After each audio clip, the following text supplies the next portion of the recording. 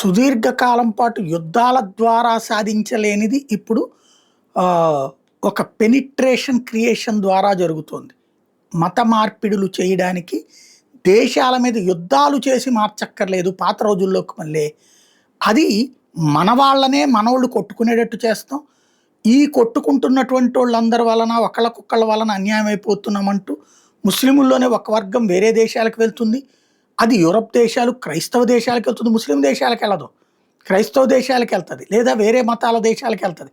అది శ్రీలంకకో భారత్కో ఇట్లాగా వచ్చి అక్కడ బ్రతకడానికని వచ్చి నిదానంగా ఆ దేశాన్ని మత మార్పిడి చేసి వ్యవహారం చేస్తే అది లండన్ ఇప్పటికే కనబడుతోంది, బ్రిటన్ కనబడుతోంది ఇప్పటికే. ఇప్పుడు క్రమంగా చూస్తే 2100 నాటికి ప్రపంచంలో యూరప్ దేశాలని కూడా ముస్లిం దేశాలుగా మారినా ఆశ్చర్యపోనక్కర్లేదు. ఇప్పుడిప్పుడే వాళ్ళు కళ్ళు తెరుస్తున్నారు. బట్ వాళ్ళ చేతుల్లో ఉందా లేదా తెలియదు. ఎందుకంటే ఇప్పుడు తాజాగా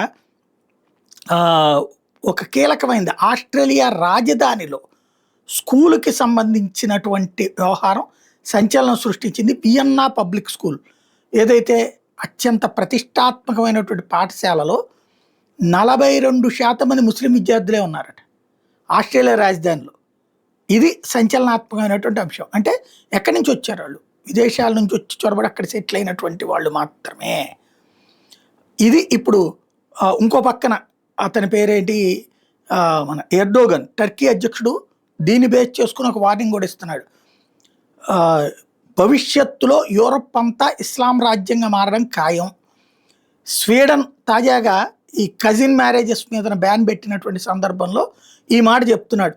భవిష్యత్తులో ఈ ప్రపంచమంతా కూడా ఇస్లామిక్ రాజ్యంగా మారడం ఖాయం. యూరప్ని భవిష్యత్తులో ముస్లింలే నిర్దేశిస్తారు అన్నటువంటి